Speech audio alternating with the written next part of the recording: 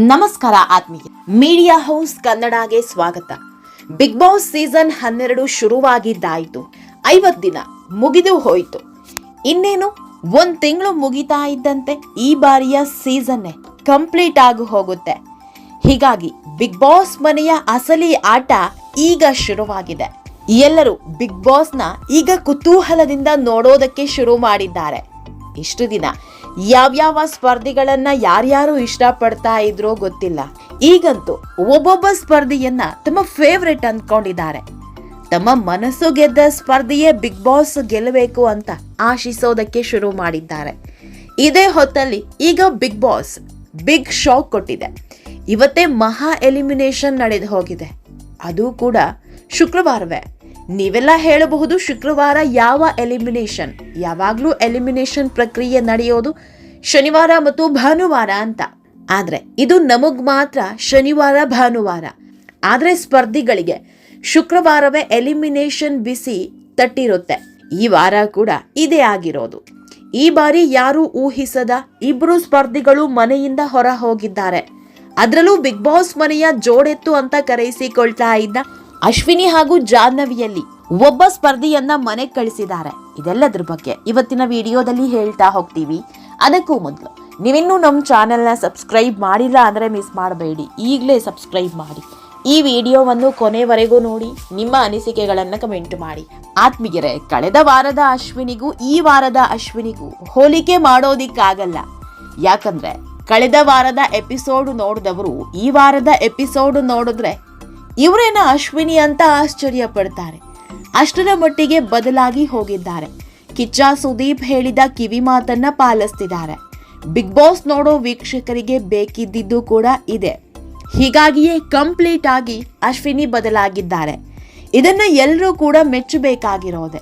Big boss ಮನೆಯಲ್ಲಿರೋವರೆಗೂ ಇದೇ ಆಟ ಮುಂದುವರೆಸಿದ್ರೆ ಅಶ್ವಿನಿ ಕೂಡ ಟಾಪ್ 5 ನಲ್ಲಿ ಇರೋದ್ರಲ್ಲಿ ಅನುಮಾನ ಇಲ್ಲ. ಇಷ್ಟು ದಿನ ಎಲ್ಲದರಲ್ಲೂ ನಾನ್ ಯಾರಿಗೂ ತಲೆಬಾಗಲ್ಲ, ನಾನ್ ಯಾರಿಗೂ ಸೊಪ್ಪು ಹಾಕಲ್ಲ ಅಂತ ಓಡಾಡ್ಕೊಂಡಿದ್ದ ಅಶ್ವಿನಿ ಈ ವಾರ ಕಂಪ್ಲೀಟ್ ಚೇಂಜ್ ಆಗಿದ್ದಾರೆ. ಅತಿಥಿಗಳ ಮುಂದೆ ತಾವೊಬ್ಬ ಸರ್ವೆಂಟ್ ರೀತಿಯೇ ನಡ್ಕೊಂಡಿದ್ದಾರೆ. ಆಶ್ಚರ್ಯ ಅನ್ಸಿದ್ರು. ಅಂದ್ರೆ ಮೋಕ್ಷಿತಾ ಅವರ ಕಾಲೊತ್ತಿದ್ದು ಬಿಗ್ ಬಾಸ್ ಮನೆಗೆ ಬಂದ ಅತಿಥಿಗಳ ಎಲ್ಲಾ ಸೇವೆಯನ್ನ ಮಾಡಬೇಕು ಅಂತ ಬಿಗ್ ಬಾಸ್ ಹೇಳಿತ್ತು. ಹೀಗಾಗಿ ಅಶ್ವಿನಿ, ನಾನು ಹೆಡ್ ಮಸಾಜ್ ಹಾಗೂ ಫುಟ್ ಮಸಾಜ್ನ ಅದ್ಭುತವಾಗಿ ಮಾಡ್ತೀನಿ ಅಂತ ಮೋಕ್ಷಿತಾ ಅವರ ಕಾಲ್ ಹಿಡಿದು ಮಸಾಜ್ ಮಾಡಿದ್ದಾರೆ. ಅಶ್ವಿನಿಗೂ ಮೋಕ್ಷಿತಾಗೂ ವಯಸ್ಸಲ್ಲಿ ತುಂಬಾ ವ್ಯತ್ಯಾಸ ಇದೆ. ಆದ್ರೆ ಟಾಸ್ಕ್ ಅಂತ ಬಂದಾಗ ಅದನ್ನೆಲ್ಲ ಸೈಡ್ಗಿಟ್ಟು ತಮ್ಮ ಕೆಲಸ ಮಾಡಿದ್ದಾರೆ. ಎಲ್ಲೂ ತಮ್ಮ ಸಿಟ್ಟು ಸೆಡವನ್ನ ತೋರಿಸ್ಕೊಟ್ಟಿಲ್ಲ. ಹೀಗಾಗಿ ಅಶ್ವಿನಿ ಈ ವಾರ ಎಲ್ಲರ ಮನ್ಸ್ ಗೆದ್ದಿದ್ದಾರೆ. ಇದರಲ್ಲಿ ಅನುಮಾನ ಇಲ್ಲ. ಇದೇ ಕಾರಣಕ್ಕೆ ಈ ವಾರ ಅಶ್ವಿನಿ ಉಳಿದುಕೊಳ್ಳೋದ್ರಲ್ಲಿ ಯಾವುದೇ ಅಚ್ಚರಿ ಇಲ್ಲ. ಇನ್ನು ರಘು ಕೂಡ ಅತ್ಯದ್ಭುತ ವ್ಯಕ್ತಿ. ಅದ್ಯಾಕೋ ಇವರು ಕೂಡ ಈ ವಾರ ತುಂಬಾ ಸೈಲೆಂಟ್ ಆಗಿದ್ದಾರೆ. ಈ ವಾರ ಗೆಸ್ಟ್ಗಳನ್ನ ವಿಚಾರಿಸಿಕೊಳ್ಳೋದ್ರಲ್ಲೇ 1 ವಾರ ಕಳೆದು ಹೋಗಿದೆ. ಹೀಗಾಗಿ ಯಾರಿಗೂ ಅಷ್ಟಾಗಿ ಸ್ಪೇಸ್ ಸಿಕ್ಕಿಲ್ಲ. ಆದ್ರೆ ರಘುರನ್ನ ಇಷ್ಟು ಬೇಗ ಕಳಿಸೋದಕ್ಕೆ ಚಾನ್ಸೇ ಇಲ್ಲ. ಹೀಗಾಗಿ ರಘು ಉಳ್ಕೋತಾರೆ. ನಾಮಿನೇಟ್ ಆಗಿರೋ 3ನೇಯವರು ಅಂದ್ರೆ ಗಿಲ್ಲಿ ಬಗ್ಗೆ ಹೇಳೋದೇ ಬೇಡ ಬಿಡಿ. ಗಿಲ್ಲಿಯೇ ಈ ಬಾರಿಯ ಬಿಗ್ ಬಾಸ್ ವಿನ್ನರ್ ಅನ್ನೋ ಟಾಕ್ ಶುರುವಾಗಿದೆ. ಅಂತಹದ್ರಲ್ಲಿ ಗಿಲ್ಲಿಯನ್ನ ಎಲ್ಲಿ ಕಳಿಸ್ತಾರೆ ಹೇಳಿ.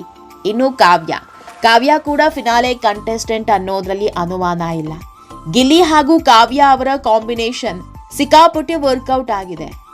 ನೋಡೋ ವೀಕ್ಷಕರಿಗೂ ಇವರಿಬ್ಬರ ಜೋಡಿ ಮಜಾ ಕೊಡ್ತಾ ಇದೆ. ಇದೇ ಕಾರಣಕ್ಕೆ ಕಾವ್ಯಾರನ್ನೂ ಸಹ ಇಷ್ಟು ಬೇಗ ಹೊರಗೆ ಕಳಿಸಲ್ಲ. ಇನ್ನು ಉಳಿದವರು ಅಂದ್ರೆ ಮಾಳು, ಧ್ರುವಂತ್ ಹಾಗೂ ಜಾಹ್ನವಿ. ಈ 3ರಲ್ಲೇ 2 ಬಿಗ್ ಬಾಸ್ ಮನೆಯಿಂದ ಹೊರ ಹೋಗೋದು. ಅದರಲ್ಲೂ ಈ ವಾರ ಮಾಳು ಬಿಗ್ ಬಾಸ್ ಮನೆಯಿಂದ ಹೊರ ಹೋಗೋದು ಬಹುತೇಕ ಕಾಯಂ ಆಗಿದೆ. ಇಷ್ಟು ವಾರ ಮಾಳೂರನ್ನ ಉಳಿಸ್ಕೊಂಡಿದ್ದಕ್ಕೆ ಕಾರಣ ಅಂದ್ರೆ ಉತ್ತರ ಕರ್ನಾಟಕದ ಪ್ರತಿಭೆ ಅಂತ. ಯಾಕಂದ್ರೆ ಪ್ರತಿ ಸೀಸನ್ನಲ್ಲೂ ಒಬ್ಬೊಬ್ಬ ಉತ್ತರ ಕರ್ನಾಟಕದ ಪ್ರತಿಭೆಯನ್ನ ಬಿಗ್ ಬಾಸ್ಗೆ ಕರ್ಕೊಂಡು ಬರ್ತಾರೆ. ಅದೇ ರೀತಿ ಈ ಬಾರಿ ಮಾಳೂರನ್ನ ಕರ್ಕೊಂಡು ಬಂದಿದ್ರು. ಆದ್ರೆ ಮಾಳು ಬಿಗ್ ಬಾಸ್ ಮನೆಗೆ ಬಂದ ಮೊದಲ ದಿನದಿಂದಲೂ ಕಳೆದು ಹೋಗಿದ್ದಾರೆ. ಹೀಗಾಗಿ ಈ ವಾರ ಹೊರ ಹೋಗೋದು ಪಕ್ಕ. ಇನ್ನು ಜಾಹ್ನವಿ ಹಾಗೂ ಧ್ರುವಂತ್ ಸೇಫ್ ಆಗಿದ್ದಾರೆ ಅಂತ ಹೇಳಲಾಗ್ತಾ ಇದೆ. ಹೀಗಾಗಿ ಬಿಗ್ ಬಾಸ್ ಮನೆಯಲ್ಲಿ ಅಶ್ವಿನಿಯ ಜೀವದ ಗೆಳತಿಯಾಗಿದ್ದ ಜಾಹ್ನವಿ ಗಂಟು ಮೂಟೆ ಕಟ್ಟಿದ್ದಾರೆ. ಆತ್ಮೀಯರೇ, ಈ ವಾರದ ಎಲಿಮಿನೇಷನ್ ಪ್ರಕ್ರಿಯೆ ಬಗ್ಗೆ ನಿಮ್ಮ ಅನಿಸಿಕೆ ಏನು ಅನ್ನೋದನ್ನ ಕಮೆಂಟ್ ಮೂಲಕ ನಮಗ್ ತಿಳಿಸಿ. ನಮ್ಮ ಚಾನೆಲ್ನ ಸಬ್ಸ್ಕ್ರೈಬ್ ಮಾಡೋದನ್ನ ಮರಿಬೇಡಿ.